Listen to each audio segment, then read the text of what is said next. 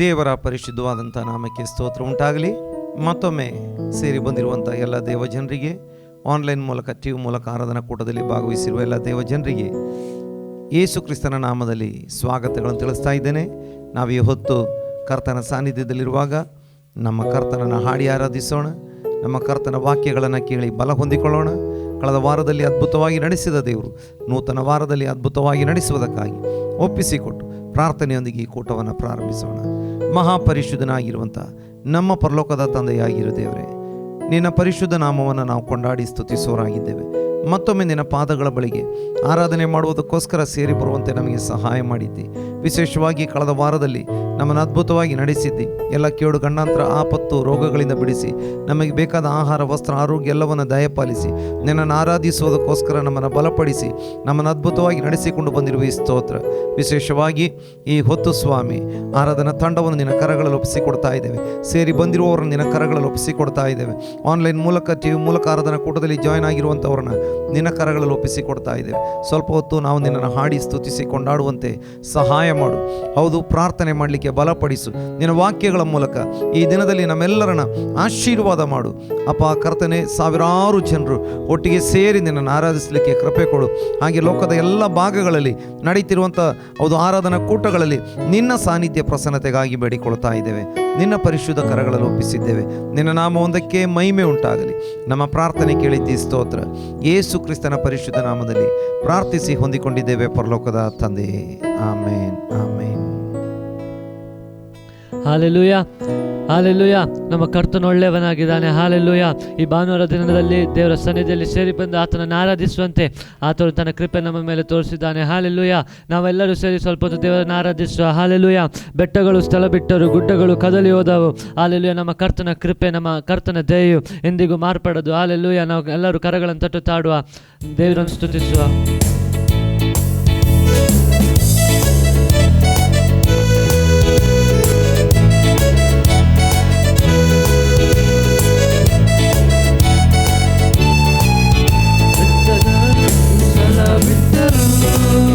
ಗುಡ್ಡಗಳು ಕದಲಿಯೋದಾವು, ಬೆಟ್ಟಗಳು ಸ್ಥಳ ಬಿಟ್ಟರು, ಗುಡ್ಡಗಳು ಕದಲಿಯೋದಾವು. ಅವರ ಕೃಪೆ ಅವರದೇ ಮಾರ್ಪಡದು ನನ್ನ ಬಾಳಲಿ. ಅವರ ಕೃಪೆ ಅವರಲ್ಲೇ ಮಾರ್ಪಡದು ನನ್ನ ಬಾಳಲಿ. ಬೆಟ್ಟಗಳು ಬೆಟ್ಟಗಳು ಸ್ಥಳ ಬಿಟ್ಟರು, ಗುಡ್ಡಗಳು ಕದಲಿಯೋದಾವು, ಬೆಟ್ಟಗಳು ಸ್ಥಳ ಬಿಟ್ಟರು, ಗುಡ್ಡಗಳು ಕದಲಿಯೋದಾವು. ಅವರ ಕೃಪೆ ಅವರದೇ ಮಾರ್ಪಡದು ನನ್ನ ಬಾಳಲಿ. ಅವರ ಕೃಪೆ ಅವರದೇ ಮಾರ್ಪಡದು ನನ್ನ ಬಾಳಲಿ. ನನ್ನ ಬಿಟ್ಟು ಅಗಲದಂತ ದೇವರು, ಒಂದು ಕ್ಷಣವು ಕೈ ಬಿಡದ ಸ್ನೇಹಿತ. ನನ್ನ ಬಿಟ್ಟು ಅಗಲದಂತ ದೇವರು, ಒಂದು ಕ್ಷಣವು ಕೈ ಬಿಡದ ಸ್ನೇಹಿತ. ನನಗಾಗಿ ಜೀವ ಕೊಟ್ಟ ರಕ್ಷಕ, ಎಂದು ಆಧಾರನು. ನನಗಾಗಿ ಜೀವ ಕೊಟ್ಟ ರಕ್ಷಕ, ನನ್ನ ಬಾಳಿಗೆ ಎಂದು ಆಧಾರನು. ಬೆಟ್ಟಗಳು ಸ್ಥಳ ಬಿಟ್ಟರು, ಗುಡ್ಡಗಳು ಕದಲಿಯೋದಾವು, ಬೆಟ್ಟಗಳು ಸ್ಥಳ ಬಿಟ್ಟರು, ಗುಡ್ಡಗಳು ಕದಲಿಯೋದಾವು. ಅವರ ಕೃಪೆ ಅವರದೇ ಮಾರ್ಪಡದು ನನ್ನ ಬಾಳಲಿ. ಯೇಸುವಿನ ಕೃಪೆ ಅವರ ಕೃಪೆ ಅವರದೇ ಮಾರ್ಪಡದು ನನ್ನ ಬಾಳಲಿ. ಯೆಹೋವ ನಿಸ್ಸಿ ನನ್ನ ಜಯವಾದದು, ಯೆಹೋವ ಸಂಬಂಧೊಡನೆ ಇರುವುದು. ಯೆಹೋವ ನಿಸ್ಸಿ ನನ್ನ ಜಯವಾದದು, ಯೆಹೋವ ಸಂಬಂಧೊಡನೆ ಇರುವುದು.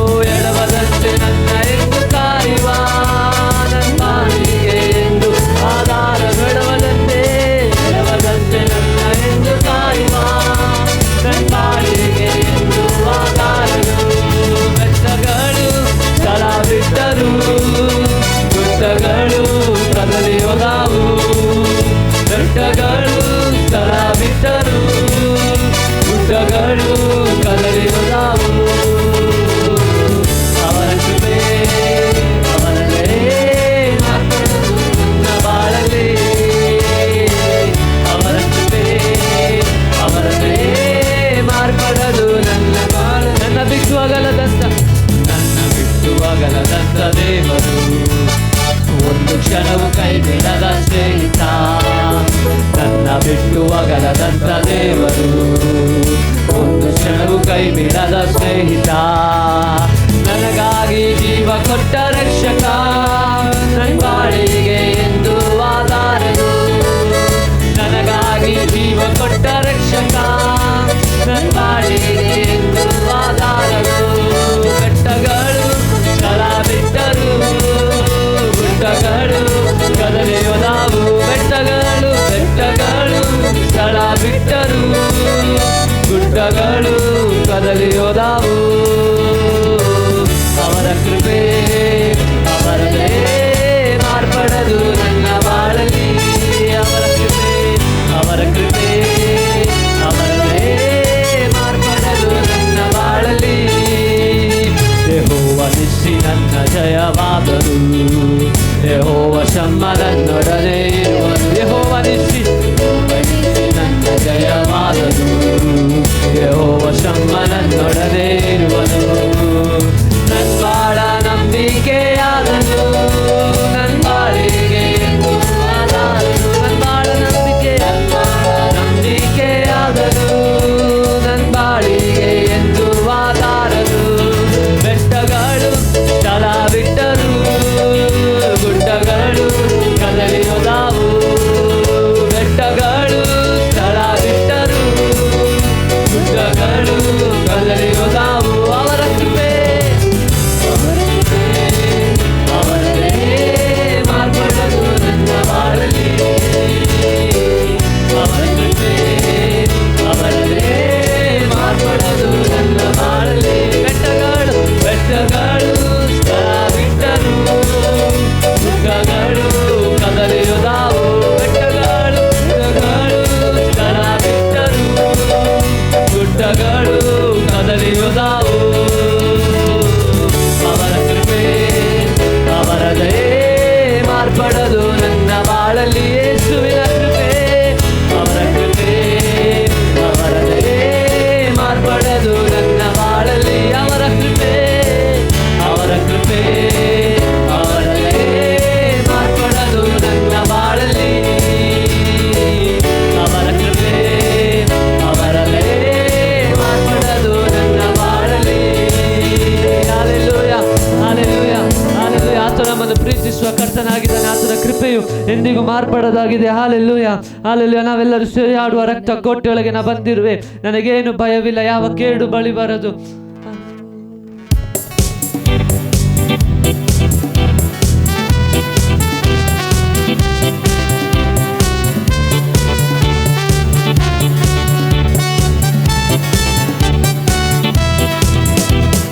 ಕೋಟೆಯೊಳಗೆ ನಾ ಬಂದಿರುವೆ, ನನಗೇನು ಭಯವಿಲ್ಲ, ಯಾವ ಕೇಡು ಬಳಿ ಬರದು. ರಕ್ತ ಕೋಟೆಯೊಳಗೆ ನಾ ಬಂದಿರುವೆ, ನನಗೇನು ಭಯವಿಲ್ಲ, ಯಾವ ಕೇಡು ಬಳಿ ಬರದು. ಯೇಸುವಿನ ರಕ್ತ ನನ್ನ ಮೇಲೆ, ಸೈತಾನ ಬಳಿ ಬರದು. ಯೇಸುವಿನ ರಕ್ತ ನನ್ನ ಮೇಲೆ, ಸೈತಾನ ಬಳಿ ಬರದು. ಶಿಲುಬೆಯ ಮೇಲೆ ಬಲಿಯಾದ ಪಾಪವ ಜಯಿಸಿರುವ, ಶಿಲುಬೆಯ ಮೇಲೆ ಬಲಿಯಾದ ಪಾಪವ ಜಯಿಸಿರುವ ರಕ್ತ ಕೋಟೆಯೊಳಗೆ ನಾ ಬಂದಿರುವೆ, ನನಗೇನು ಭಯವಿಲ್ಲ, ಯಾವ ಕೇಡು ಬಳಿ ಬರದು. ರಕ್ತ ಕೋಟೆಯೊಳಗೆ ನಾ ಬಂದಿರುವೆ, ನನಗೇನು ಭಯವಿಲ್ಲ, ಯಾವ ಕೇಡು ಬಳಿ ಬರದು. ಈವರೆಗೂ ನನ್ನ ಕಾದಿರುವ ಮುಂದೆಯು ಕಾಯುವನು, ಈವರೆಗೂ ನನ್ನ ಕಾದಿರುವ ಮುಂದೆಯು ಕಾಯುವನು. ಲೋಕದಲ್ಲಿ ಅವನಿಗಿಂತ ನನಗೆ ಉನ್ನತ, ಈ ಲೋಕದಲ್ಲಿರುವುದಕ್ಕಿಂತ ಲೋಕದಲ್ಲಿ ಇರುವ ಅವನಿಗೆ ನನ್ನೇ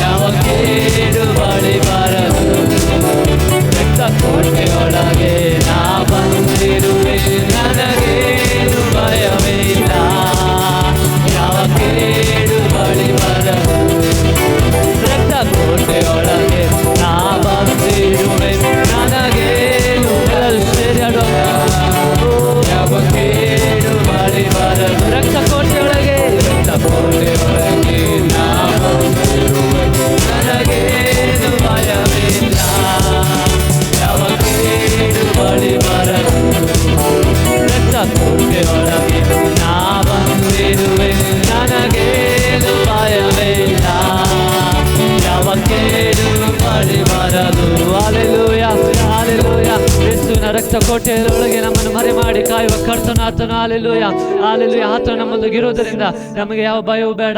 ಹಾಲೆಲೂಯ, ಹಾಲೆಲೂಯ. ಯಾವ ಕೇಡು ನಮ್ಮನ್ನು ಮುಟ್ಟಲು ಸಾಧ್ಯವಿಲ್ಲ. ಹಾಲೆಲೂಯ. ಆತನ ಹಾಗೆ ದೇವರು ಈ ಭೂಮಿಯಲ್ಲಿಲ್ಲ. ಹಾಲೆಲೂಯ. ಆತನಲ್ಲದೆ ನಮಗೆ ಬೇರೆ ಯಾರು ಆಧಾರವಾಗಿಲ್ಲ. ಹಾಲೆಲೂಯ.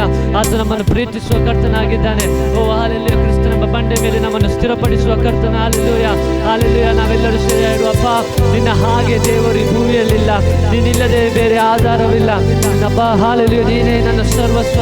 ಹಾಲೆಲೂಯ. ಈ ಹಾಡು ನಾಡಿದವರನ್ನು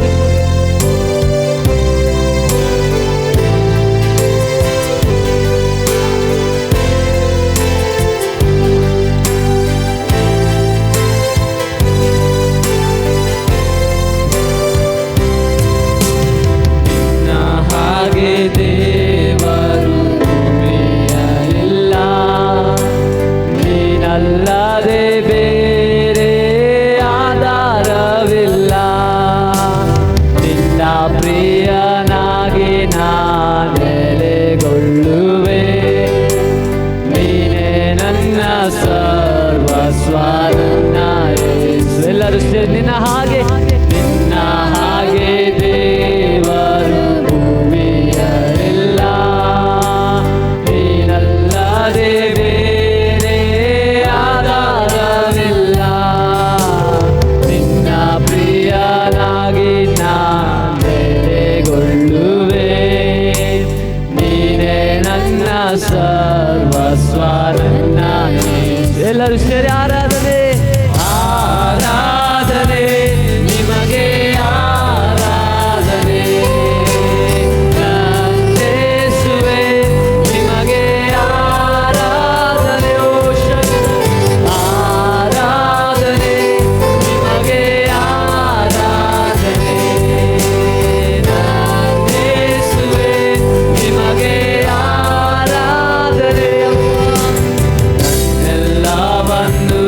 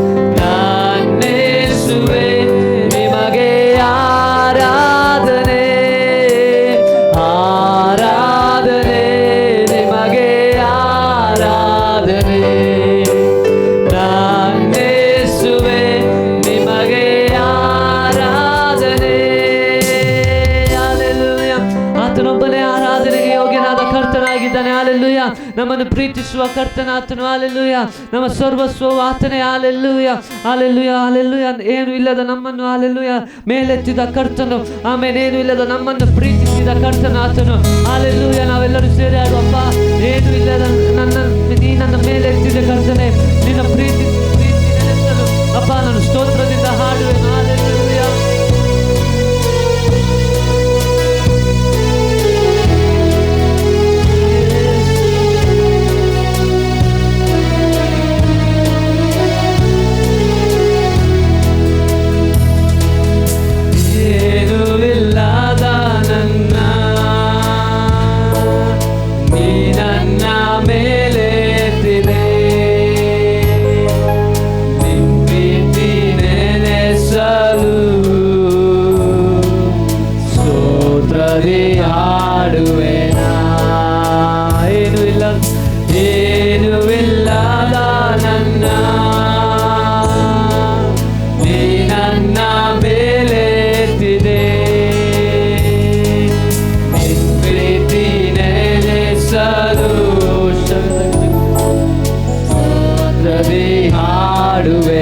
ಎಲ್ಲರೂ ಸೇರಿ ನೀ ನನ್ನ ಪ್ರೀತಿಸಲು, ನೀ ನನ್ನ ಪ್ರೀತಿಸಲು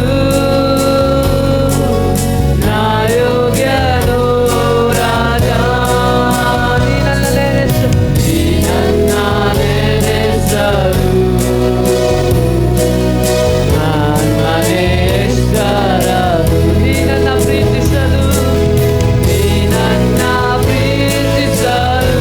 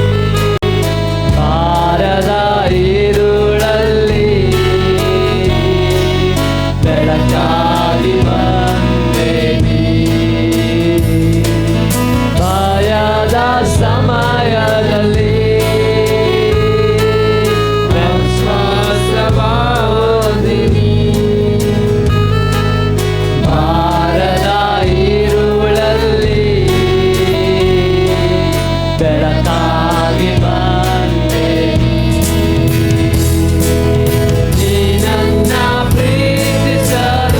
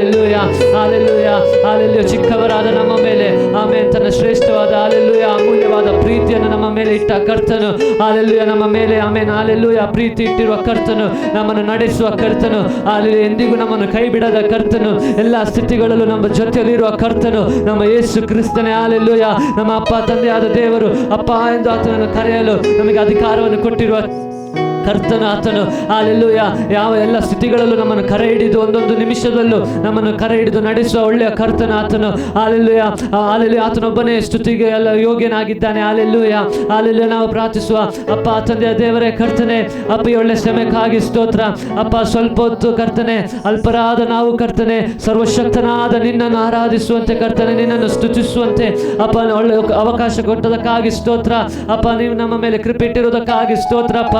ಹೌದು ಕರ್ತನೆ, ನೀ ನಮ್ಮ ಮೇಲೆ ಇಟ್ಟಿರೋ ಪ್ರೀತಿ ಕರ್ತನೆ ಅದು ಯಾರಿಗೂ ದೇವರೇ ಹಾಲೆಲೂಯ ವರ್ಣಿಸಲಾಗುವುದಿಲ್ಲ ಕರ್ತನೆ. ಹಾಲೆಲೂಯ ಕ್ರಿಸ್ತನಲ್ಲಿ ತೋರಿಬಂದ ನಮ್ಮ ನಿನ್ನ ಪ್ರೀತಿಯಿಂದ ನಮ್ಮನ್ನು ಯಾರಿಂದಲೂ ನಮ್ಮನ್ನು ಅಗಲಿಸಲು ಸಾಧ್ಯವಿಲ್ಲ ಕರ್ತನೆ. ನಮ್ಮನ್ನು ಪ್ರೀತಿಸುವ ಕರ್ತನೆ ನೀನು ಅಪ್ಪ. ಈಗಲೂ ಕರ್ತನೆ ಹಾಲೆಲೂಯ ಆನ್ಲೈನ್ನಲ್ಲಿ ವೀಕ್ಷಿಸುವ ಎಲ್ಲ ನಿನ್ನ ಮಕ್ಕಳನ್ನು ನೀನು ಆಶೀರ್ವದಿಸು ಅಪ್ಪ ದೇವರೇ ಸ್ತೋತ್ರ ಕರ್ತನೆ. ನಿನ್ನನ್ನು ಆರಾಧಿಸಿದವರೆಲ್ಲರನ್ನು ನೀನು ಆಶೀರ್ವದಿಸುವುದಕ್ಕಾಗಿ ಸ್ತೋತ್ರ. ಎಲ್ಲ ರೋಗಗಳನ್ನು ನೀಗಿಸುವುದಕ್ಕಾಗಿ ಸ್ತೋತ್ರ. ನೀನು ಅದ್ಭುತ ಮಾಡುವುದಕ್ಕಾಗಿ ಸ್ತೋತ್ರ ಕರ್ತನೆ ಅಪ್ಪ. ಸ್ತೋತ್ರ. ಮುಂದಿನ ಭಾಗದಲ್ಲೂ ವಾಕ್ಯದ ಮೂಲಕ ನಮ್ಮೊಂದಿಗೆ ಮಾತನಾಡು ಕರ್ತನೆ. ನಿನ್ನ ಸೇವಕರನ್ನು ಶಕ್ತವಾಗಿ ಬಲವಾಗಿ ಉಪಯೋಗಿಸುವುದಕ್ಕಾಗಿ ಸ್ತೋತ್ರ. ಪ್ರತಿಯೊಬ್ಬರಿಗೂ ಬೇಕಾಗಿರುವ ಆತ್ಮಿಕ ಮನ್ನವನ್ನು ನೀನು ದಯಪಾಲಿಸಿಕೊಡುವುದಕ್ಕಾಗಿ ಸ್ತೋತ್ರ ಅಪ್ಪ ದೇವರೇ ಸ್ತೋತ್ರ ಕರ್ತನೆ. ಸ್ತೋತ್ರ ಕರ್ತನೆ. ನಮ್ಮನ್ನು ಕಾಯುವ ಕರ್ತ ನೀನಾಗಿರುವುದಕ್ಕಾಗಿ ಸ್ತೋತ್ರ. ನಮ್ಮನ್ನು ಪ್ರೀತಿಸುವ ಒಳ್ಳೆ ಕರ್ತ ನೀನಾಗಿರೋದಕ್ಕಾಗಿ ಸ್ತೋತ್ರ ಅಪ್ಪ. ಪ್ರಾರ್ಥನೆ ಕೇಳಿರುವುದಕ್ಕಾಗಿ ಸ್ತೋತ್ರ. ಎಲ್ಲ ಸ್ತುತಿ ಘನ ಮಾನ ಮಹಿಮೆ ನಿನಗೆ ಉಂಟಾಗಲಿ ಕರ್ತನೆ, ಯೇಸುವಿನ ನಾಮದಲ್ಲಿ ತಂದೆಯ ದೇವರೇ, ಆಮೇನ್. ದೇವರ ಪರಿಶುದ್ಧವಾದಂಥ ನಾಮಕ್ಕೆ ಸ್ತೋತ್ರ ಉಂಟಾಗಲಿ.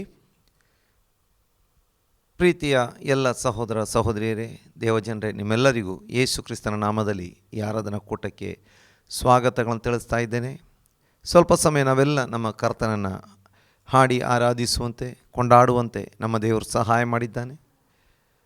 ನಮ್ಮ ದೇವರು ಒಳ್ಳೆಯವನಾಗಿದ್ದಾನೆ. ನಮ್ಮ ದೇವರು ನಮ್ಮ ಜೀವಿತದಲ್ಲಿ ಎಷ್ಟೆಲ್ಲ ಪ್ರೀತಿಯನ್ನು ತೋರಿ ಅದ್ಭುತಗಳನ್ನು ಮಾಡಿದ್ದಾನೆ. ಆತನ ವಾಕ್ಯದ ಮೂಲಕವಾಗಿ ನಮ್ಮನ್ನು ಬಲಪಡಿಸಿದ್ದಾನೆ, ಸಂತೈಸಿದ್ದಾನೆ.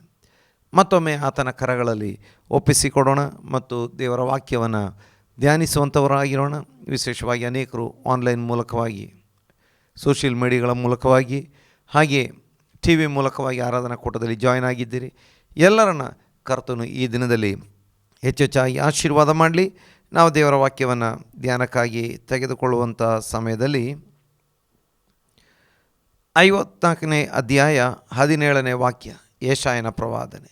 ಯೆಶಾಯನ ಪ್ರವಾದನೆ 54ನೇ ಅಧ್ಯಾಯ 17ನೇ ವಾಕ್ಯವನ್ನು ಓದಿಕೊಳ್ಳುವಂಥವರಾಗಿರೋಣ. ನಿನ್ನನ್ನು ಎದುರಿಸಲು ಕಲ್ಪಿಸಿದ ಯಾವ ಆಯುಧವು ಜಯಿಸದು. ನ್ಯಾಯ ವಿಚಾರಣೆಯಲ್ಲಿ ನಿನಗೆ ವಿರುದ್ಧವಾಗಿ ಹೇಳುವ ಪ್ರತಿಯೊಂದು ನಾಲಿಗೆಯನ್ನು ದೋಷಿ ಎಂದು ನೀನು ಖಂಡಿಸುವಿ. ಈ ಸ್ಥಿತಿಯೇ ಯೆಹೋವನ ಸೇವಕರ ಸ್ವಾಸ್ಥ್ಯವು ನಾನು ದಯಪಾಲಿಸುವ ಸದ್ಧರ್ಮ ಫಲವೂ ಆಗಿದೆ ಎಂದು ಯೆಹೋವನು ಅನ್ನುತ್ತಾನೆ. ದೇವರ ನಾಮಕ್ಕೆ ಸ್ತೋತ್ರ ಉಂಟಾಗಲಿ. ಇಲ್ಲಿ ದೇವರು ಇಸ್ರಾಯೇಲ್ಯರ ಬಗ್ಗೆ ಹೇಳ್ತಾ ಇದ್ದಾರೆ ಮತ್ತು ಪವಿತ್ರಾತ್ಮನ ಮೂಲಕವಾಗಿ ಹೊಸ ಒಡಂಬಡಿಕೆಯಲ್ಲಿ ಯೇಸು ಕ್ರಿಸ್ತನ ಮೂಲಕ ಕೊಂಡುಕೊಳ್ಳಲ್ಪಟ್ಟು ಆತ್ಮಿಕ ಇಸ್ರಾಯೇಲ್ಯರಾಗಿ ಮಾರ್ಪಟ್ಟಂಥ ನಮಗೆ ದೇವರು ಹೇಳ್ತಾ ಇದ್ದಾರೆ. ಇಲ್ಲಿ ನೋಡ್ತೇವೆ, ನಿನ್ನನ್ನು ಎದುರಿಸಲು ಕಲ್ಪಿಸಿದ ಯಾವ ಆಯುಧವು ಜಯಿಸದು.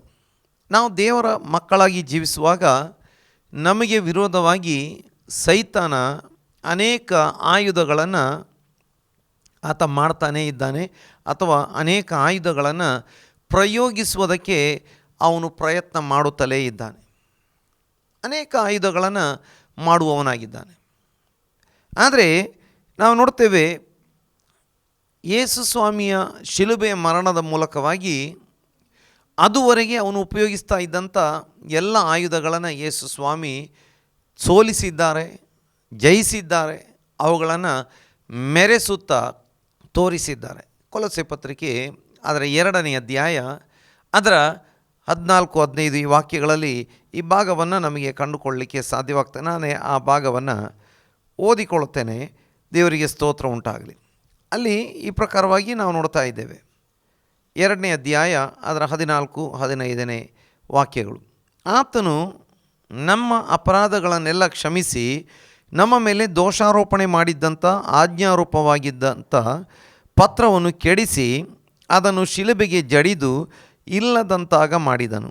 ಆತನು ದೊರೆತನಗಳನ್ನು ಅಧಿಕಾರಗಳನ್ನು ನಿರಾಯುಧರನ್ನಾಗಿ ಮಾಡಿ ಜಯೋತ್ಸವ ಮಾಡುತ್ತಾನೋ ಎಂಬಂತೆ ಶಿಲುಬೆಯ ಮೇಲೆ ಅವುಗಳನ್ನು ಜಯಿಸಲ್ಪಟ್ಟವುಗಳನ್ನಾಗಿ ಮೆರೆಸುತ್ತಾ ತೋರಿಸಿದನು. ನೋಡಿ, ಈ ಯೇಸು ಸ್ವಾಮಿ ಶಿಲುಬೆ ಮೇಲೆ ಮರಣ ಹೊಂದುವವರೆಗೆ ಆತ ಬಳಸ್ತಾ ಇದ್ದಂಥ ಎಲ್ಲ ಆಯುಧಗಳನ್ನು ಯೇಸು ಸ್ವಾಮಿ ಜಯಿಸಿದ್ದಾರೆ. ನಂತರದ ಕಾಲಕ್ಕೆ ಕೂಡ ಆ ಜಯ ಅದು ಪ್ರಾಬಲ್ಯದಲ್ಲೇ ಇರ್ತದೆ. ಮಾತ್ರವಲ್ಲ, ಆ ಆಯುಧಗಳು ಸೈತಾನ ಇನ್ನೂ ಜನರ ಮೇಲೆ ಪ್ರಯೋಗಿಸಿ ಶಾಶ್ವತವಾಗಿ ಸೋಲಿಸಲಿಕ್ಕೆ ಸಾಧ್ಯವಾಗುವುದಿಲ್ಲ.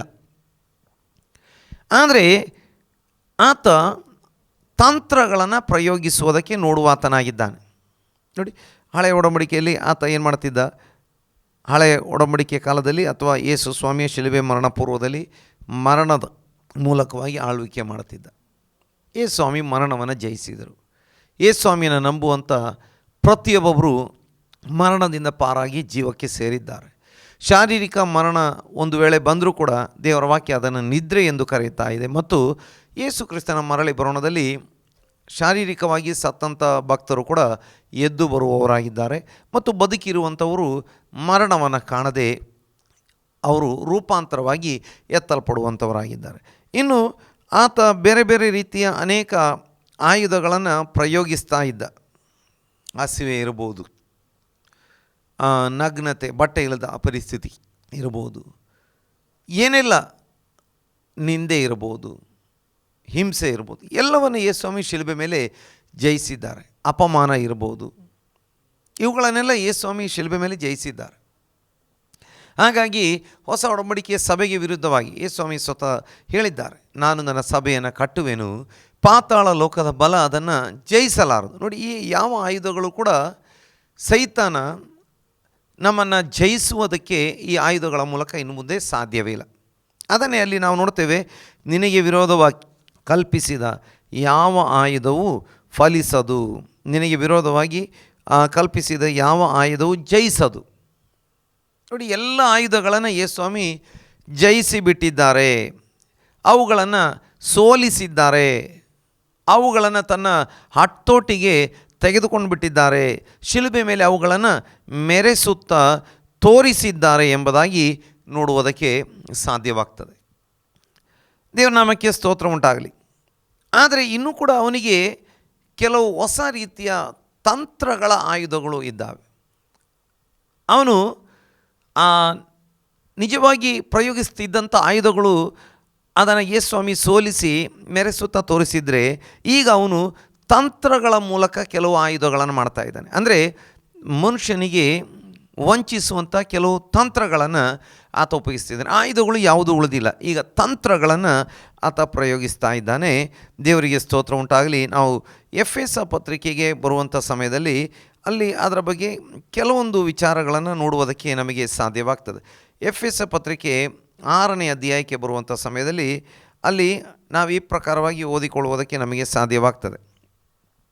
ಅದರ 16 ಮತ್ತು 17ನೇ ವಾಕ್ಯಗಳು, ನಂಬಿಕೆ ಎಂಬ ಗುರಾಣಿಯನ್ನು ಹಿಡಿದುಕೊಳ್ಳಿರಿ, ಅದರಿಂದ ನೀವು ಕೆಡುಕನ ಅಗ್ನಿ ಬಾಣಗಳನ್ನೆಲ್ಲ ಆರಿಸುವುದಕ್ಕೆ ಶಕ್ತರಾಗುವಿರಿ. ಇದಲ್ಲದೆ ರಕ್ಷಣೆ ಎಂಬ ಶಿರಸ್ತ್ರಾಣವನ್ನು ಇಟ್ಟುಕೊಂಡು ಪವಿತ್ರಾತ್ಮನು ಕೊಡುವ ದೇವರ ವಾಕ್ಯವೆಂಬ ಕತ್ತಿಯನ್ನು ಹಿಡಿಯಿರಿ. ಈಗ ನೋಡಿ, ಅಲ್ಲಿ ಬಹಳ ಮುಖ್ಯವಾಗಿ ನಾವು ನೋಡ್ತಾ ಇದ್ದೇವೆ, ನಂಬಿಕೆ ಎಂಬ ಗುರಾಣಿಯನ್ನು ಹಿಡಿದುಕೊಳ್ಳಿರಿ, ಅದರಿಂದ ನೀವು ಕೆಡುಕನ ಅಗ್ನಿ ಬಾಣಗಳನ್ನೆಲ್ಲ ಆರಿಸುವುದಕ್ಕೆ ಶಕ್ತರಾಗುವಿರಿ. ಅಲ್ಲಿ ನೋಡ್ತೇವೆ, ಕೆಡುಕನ ಅಗ್ನಿ ಬಾಣಗಳು ಏನಾಗಿರಬಹುದು? ಈ ಅಗ್ನಿ ಬಾಣಗಳು ನಿರಾಶೆ ತರುವಂಥದ್ದು, ನಂಬಿಕೆ ಕುಂದಿಸಿ ಬಿಡುವಂಥದ್ದು, ಅಪನಂಬಿಕೆ ತರುವಂಥದ್ದು, ದುರ್ಬೋಧನೆಗಳನ್ನು ತುಂಬಿಸುವಂಥದ್ದು. ನೋಡಿ, ಇವೇ ತಂತ್ರಗಳು ಅಥವಾ ಏನು ಹೇಳ್ಬೋದು, ನಿರಾಶೆಯನ್ನು ಹುಟ್ಟಿಸಿ ನಂಬಿಕೆಯನ್ನು ಕುಗ್ಗಿಸಿ ಬಿಡುವಂಥ, ವಾಕ್ಯದ ಮೇಲೆ ಡೌಟ್ ತರುವಂಥ ಕಾರ್ಯಗಳು ಎಂಬುದಾಗಿ ನೋಡಿ, ನಾವು ನೋಡ್ತೇವೆ ಏದೇನ್ ತೋಟದಲ್ಲಿ ಮನುಷ್ಯ ಪಾಪ ಮಾಡುವುದಕ್ಕಿಂತ ಪೂರ್ವದಲ್ಲಿ ಇದೇ ರೀತಿಯಾಗಿ ಅವನು ಮಾಡ್ತಾ ಇದ್ದ. ಮನುಷ್ಯನಿಗೆ ಒಂದು ಸಲ ಪಾಪ ಮಾಡಿಸಿದ ಮೇಲೆ ಅವನ ಕೈಗೆ ಭಾಳ ಸ್ಟ್ರಾಂಗ್ ಆದ ಆಯುಧಗಳು ಸಿಕ್ಕಿತ್ತು. ಮರಣ, ಇನ್ನು ಬೇರೆ ಬೇರೆ ರೀತಿಯ ಹಸಿವೆ, ದಾಹ, ಅಥವಾ ವಸ್ತ್ರ ಇಲ್ಲದಿರುವಂಥ, ಮನೆ ಇಲ್ಲದಿರುವಂಥ, ಶಾರೀರಿಕ ಹಿಂಸೆ ಕೊಡುವಂಥ, ಇವೆಲ್ಲ ಪಾಪದ ನಂತರ ಸಿಕ್ಕಂಥ ಆಯುಧಗಳಾಗಿತ್ತು. ಅದನ್ನೇ ಅವನು ಬಳಸ್ತಾ ಇದ್ದ. ಸ್ವಾಮಿ ಅವುಗಳನ್ನೆಲ್ಲ ಸೋಲಿಸಿಬಿಟ್ರು. ಈಗ ಮನುಷ್ಯ ಪಾಪ ಮಾಡುವುದಕ್ಕಿಂತ ಪೂರ್ವದಲ್ಲಿ ಅವನು ತಂತ್ರದೊಂದಿಗೆ ಬಂದಿದ್ದಾನೆ, ಅಥವಾ ಅವನು ಬಹಳ ತಂತ್ರಗಾರಿಕೆಯಿಂದ ಬಂದಿದ್ದಾನೆ. ಈಗ ತಿರುಗಿ ರಕ್ಷಣೆ ಹೊಂದಿದವರ ಬಳಿ, ದೇವರ ಮಕ್ಕಳ ಬಳಿ ಅವನು ಅದೇ ತಂತ್ರಗಳನ್ನು ಬಳಸುವುದಕ್ಕೆ ನೋಡ್ತಾ ಇದ್ದಾನೆ. ದೇವರ ನಾಮಕ್ಕೆ ಸ್ತೋತ್ರ ಉಂಟಾಗಲಿ. ಈಗ ನಂಬಿಕೆ ಮುಖ್ಯ. ನೋಡಿ, ಏದೇನ್ ತೋಟದಲ್ಲಿ ಕೂಡ ಏನು ಬೇಕಾಗಿತ್ತು? ಆದಾಮ ಅವರಿಗೆ ನಂಬಿಕೆ, ದೇವರ ವಾಕ್ಯದಲ್ಲಿ ನಂಬಿಕೆ, ದೇವರ ಅಪ್ಪಣೆಯಲ್ಲಿ ನಂಬಿಕೆ, ದೇವರ ವಾಗ್ದಾನದಲ್ಲಿ ನಂಬಿಕೆ, ದೇವರಲ್ಲಿ ನಂಬಿಕೆ. ನೋಡಿ, ಅಲ್ಲಿ ಅವರಿಗೆ ನಂಬಿಕೆ ಕಳೆದೋಯಿತು. ಅಥವಾ ಸೈತಾನ ಮಾತುಗಳನ್ನು ಕೇಳಿದಾಗ ಈ ಆದಾಮ್ ಅವರ ನಂಬಿಕೆ ಹೋಗ್ತಾ ಇದೆ. ದೇವರ ಮಾತಲ್ಲಿ ನಂಬಿಕೆ ಹೋಯಿತು, ಹಾಗಾಗಿ ಸೈತಾನ ಮಾತನ್ನು ನಂಬ್ತಾ ಇದ್ದಾರೆ. ದೇವರಲ್ಲಿ ನಂಬಿಕೆ ಹೋಯಿತು ಅವರಿಗೆ, ಹಾಗಾಗಿ ಸೈತಾನ ನಂಬ್ತಾ ಇದ್ದಾರೆ. ದೇವರ ಅಪ್ಪಣೆಗಳ ಮೇಲೆ ಇದ್ದಂಥ ನಂಬಿಕೆ ಅಥವಾ ಭಯ ಅವರಿಗೆ ಹೋಯಿತು, ಹಾಗಾಗಿ ಸೈತಾನ ಮಾತನ್ನು ಕೇಳ್ತಾ ಇದ್ದಾರೆ. ನೋಡಿ, ಅದೇ ಒಂದು ಪರಿಸ್ಥಿತಿ ರಕ್ಷಣೆ ಹೊಂದಿದ ಮೇಲೆ ಸೈತಾನ ತಿರುಗಿ ಪ್ರಯೋಗ ಮಾಡುವುದಕ್ಕೆ ನೋಡುವಾತನಾಗಿದ್ದಾನೆ. ಆದರೆ ರಕ್ಷಣೆ ಹೊಂದುವುದಕ್ಕಿಂತ ಮೊದಲು, ಅಥವಾ ಶಿಲುಬೆ ಮೇಲೆ ಸ್ವಾಮಿ ಮರಣ ಹೊಂದಿ ಸೈತಾನ ಆಯುಧಗಳನ್ನು ಜಯಿಸುವುದಕ್ಕಿಂತ ಮೊದಲು, ಏದೇನ್ ತೋಟದಲ್ಲಿ ಪಾಪ ಮಾಡಿಸಿದ ಮೇಲೆ ಸೈತಾನ ಕೈಗೆ ಯಾವ ಆಯುಧಗಳು ಸಿಕ್ಕಿತ್ತೋ ಅದನ್ನು ಪ್ರಯೋಗಿಸ್ತಾ ಇದ್ದ. ಈಗ ರಕ್ಷಣೆ ಹೊಂದಿದ ಮೇಲೆ ಇನ್ನು ಆ ಆಯುಧಗಳು ಫಲಿಸುವುದಿಲ್ಲ. ಈಗ ಅವನು ತಂತ್ರಗಾರಿಕೆಯಿಂದ ಏದೇನ್ ತೋಟದಲ್ಲಿ ಪಾಪಕ್ಕಿಂತ ಮೊದಲು ಯಾವ ಆಯುಧಗಳನ್ನು ಬಳಸ್ತಾ ಇದ್ದನೋ ಅದೇ ಆಯುಧಗಳನ್ನು ಈಗ ದೇವಜನರ ವಿರುದ್ಧವಾಗಿ ಪ್ರಯೋಗಿಸುವುದಕ್ಕೆ ನೋಡ್ತಾನೆ. ಈಗ ನಮಗೇನು ಬೇಕು? ಅಲ್ಲಿ ನೋಡ್ತೇವೆ, ನಂಬಿಕೆ ಎಂಬ ಗುರಾಣಿ ಬೇಕು. ನಂಬಿಕೆ ಎಂಬ ಗುರಾಣಿಯಿಂದ ನಮಗೆ ಈ ಸೈತಾನ ಆಯುಧಗಳನ್ನು, ಕೆಡುಕನ ಅಗ್ನಿ ಬಾಣಗಳನ್ನು ಜಯಿಸುವುದಕ್ಕೆ ಸಾಧ್ಯವಾಗ್ತದೆ. ನೋಡಿ, ಗುರಾಣಿ ಏನು ಮಾಡ್ತದೆ? ಕವರ್ ಮಾಡ್ತದೆ, ನಮ್ಮ ಶರೀರವನ್ನು ಮುಚ್ಚಿಕೊಳ್ಳುತ್ತದೆ, ನಮ್ಮ ಶರೀರವನ್ನು ಮುಚ್ಚುವಂಥದ್ದಾಗಿರ್ತದೆ. ಅದನ್ನು ಒಂದು ಕೈಯಲ್ಲಿ, ಹೆಚ್ಚಾನಚ್ಚು ಆ ಸಂದರ್ಭಗಳಲ್ಲಿ ಗುರಾಣಿಯನ್ನು ಎಡಗೈಯಲ್ಲಿ ಹಿಡಿದುಕೊಂಡು ಬಲಗೈಯಲ್ಲಿ ಕತ್ತಿಯನ್ನು ಹಿಡಿದುಕೊಳ್ತಾರೆ. ನೋಡಿ, ಆ ಗುರಾಣಿಯನ್ನು ಸರಿಯಾಗಿ ಉಪಯೋಗಿಸಿಕೊಳ್ಳುವಾಗ ಮುಂದಿನಿಂದ ಬರುವಂಥ ಅಗ್ನಿ ಬಾಣಗಳು ಅದಕ್ಕೆ ತಾಗಿ ಅದು ಕೆಳಗೆ ಬೀಳುತ್ತದೆ. ಹೆಚ್ಚಾನಚ್ಚು ಗುರಿ ಮಾಡುವಂಥದ್ದು ಹೃದಯ ಅಥವಾ ಎದೆಯನ್ನು. ಹೃದಯದಲ್ಲಿರುವಂಥ ನಂಬಿಕೆಯನ್ನು ತೆಗೆದುಹಾಕುವಂಥ ಆಯುಧಗಳನ್ನು ಸೈತಾನ ಪ್ರಯೋಗಿಸ್ತಾ ಇರ್ತಾನೆ. ಹಾಗಾಗಿ ಆ ಗುರಾಣಿ ನಮ್ಮ ಎದೆಯನ್ನು ಕಾಪಾಡುವಂಥದ್ದಾಗಿರ್ತದೆ. ಇನ್ನು ಅಲ್ಲಿ ನಾವು ನೋಡ್ತೇವೆ 17ನೇ ವಾಕ್ಯದಲ್ಲಿ, ರಕ್ಷಣೆ ಎಂಬ ಶಿರಸ್ತ್ರವನ್ನು ಇಟ್ಟುಕೊಂಡು ಪವಿತ್ರಾತ್ಮನು ಕೊಡುವ ದೇವರ ವಾಕ್ಯ ಎಂಬ ಕತ್ತಿಯನ್ನು ಹಿಡಿಯಿರಿ. ರಕ್ಷಣೆ ಎಂಬ ಶಿರಸ್ತ್ರವನ್ನು ಅಥವಾ ಶಿರಸ್ತ್ರಾಣವನ್ನು ಅಥವಾ ಹೆಲ್ಮೆಟನ್ನು ನಾವು ಹಿಡಿದುಕೊಳ್ಳಬೇಕು, ಅಥವಾ ರಕ್ಷಣೆ ಎಂಬ ಶಿರಸ್ತ್ರಾಣವನ್ನು ಇಟ್ಟುಕೊಂಡು ತಲೆಗೆ ಒಂದು ಕವರ್ ಮಾಡುವಂಥ, ಅಥವಾ ತಲೆ ನೋಡಿ, ಯಾವುದು ಪಾರ್ಟು ಸರಿ ಇದ್ದು ತಲೆ ಸರಿ ಇಲ್ಲದಿದ್ದರೆ ಯಾವ ಉಪಯೋಗ ಇಲ್ಲ. ನೋಡಿ, ಉಳಿದ ಎಲ್ಲ ಅಂಗಗಳು ಸರಿ ಉಂಟು, ತಲೆ ಒಳಗೆ ದೊಡ್ಡ ಸಮಸ್ಯೆ ಆದರೆ ಅವನ ಜೀವ ಹೋಗ್ತದೆ. ತಲೆ ಕಾಪಾಡಿಕೊಳ್ಳುವಂಥದ್ದು ಬಹಳ ಮುಖ್ಯ. ತಲೆ ಇಲ್ಲದಿದ್ದರೆ ಬಾಡಿ ಎಷ್ಟು ಪ್ರಬಲವಾಗಿದ್ದರೂ ಅದು ನಿರ್ಜೀವವೇ, ಅಥವಾ ಅದು ಜೀವ ಇಲ್ಲದೇ ಆಗಿರ್ತದೆ. ತಲೆ ಭಾಳ ಪ್ರಾಮುಖ್ಯ. ಹಾಗಾಗಿ ರಕ್ಷಣೆ ಭಾಳ ಪ್ರಾಮುಖ್ಯ ಎಂಬುದಾಗಿ ನಾವು ನೋಡ್ತೇವೆ. ದೇವರಿಗೆ ಸ್ತೋತ್ರ ಉಂಟಾಗಲಿ. ನಮ್ಮ ಮೂಲವಾಕ್ಯಕ್ಕೆ ಬರುವಾಗ ಅಲ್ಲಿ ನೋಡ್ತೇವೆ, ನಿನಗೆ ವಿರೋಧವಾಗಿ ಅಥವಾ ನಿನ್ನನ್ನು ಎದುರಿಸಲು ಕಲ್ಪಿಸಿದ ಯಾವ ಆಯುಧವು ಜಯಿಸದು. ಯಾವ ಆಯುಧವು ಜಯಿಸದು? ಯಾಕೆ? ನಾವು ನೋಡ್ತೇವೆ, ದೇವರು ಆತನ ನಂಬಿಕೆ ಇಡುವವರಿಗೆ ಕೊಟ್ಟಂಥ ಗುರಾಣಿ, ನಂಬಿಕೆ ಎಂಬ ಗುರಾಣಿ, ಅಥವಾ ರಕ್ಷಣೆಯ ಶಿರಸ್ತ್ರಾಣ, ಅಥವಾ ವಾಕ್ಯವೆಂಬ ಕತ್ತಿ, ಇನ್ನು ಕೂಡ ಬೇರೆ ಆಯುಧಗಳಿದ್ದಾವೆ. ನಾವು ನೋಡ್ತೇವೆ ಸತ್ಯವೆಂಬ ನಡುಕಟ್ಟು, ನೀತಿ ಎಂಬ ವಜ್ರ ಕವಚ, ಸಮಾಧಾನದ ಸುವಾರ್ತೆ ಸಾರುವುದಕ್ಕೆ ಸಿದ್ಧ ಮನಸ್ಸು ಎಂಬಂಥ ಕೆರಗಳು, ಸಕಲ ವಿಧವಾದ ಪ್ರಾರ್ಥನೆ, ಇವುಗಳನ್ನೆಲ್ಲ ಉಪಯೋಗಿಸಿ ಈ ಸರ್ವಾಯುಧಗಳನ್ನು ಉಪಯೋಗಿಸುವುದಕ್ಕೆ ರಕ್ಷಣೆ ಹೊಂದಿದ ದೇವರ ಮಕ್ಕಳಿಗೆ ನಮ್ಮ ದೇವರು ಅಧಿಕಾರ ಕೊಟ್ಟಿದ್ದಾರೆ, ಅವಕಾಶ ಕೊಟ್ಟಿದ್ದಾರೆ. ನಾವು ನೋಡ್ತೇವೆ ಈ ದಿನಮಾನಗಳಲ್ಲಿ ಇಸ್ರಾಯೇಲ್ ದೇಶದಲ್ಲಿ ಯುದ್ಧಗಳು ನಡೆಯುತ್ತಿರುವಂಥ ಸಮಯದಲ್ಲಿ ಅವರ ವಿರುದ್ಧವಾಗಿ ಯಾವೆಲ್ಲ ಪವರ್ಫುಲ್ಲಾದ ಮಿಸೈಲ್ಗಳನ್ನು, ಡ್ರೋನ್ಗಳನ್ನು ಕಳಿಸುವಾಗ ಅವರ ಬಳಿ ಇರುವಂಥ ಅನೇಕ ಈ ಕ್ಷಿಪಣಿ ಅಥವಾ ಡ್ರೋನ್ ವಿರೋಧಿ ಆಯುಧಗಳಿದ್ದಾವೆ.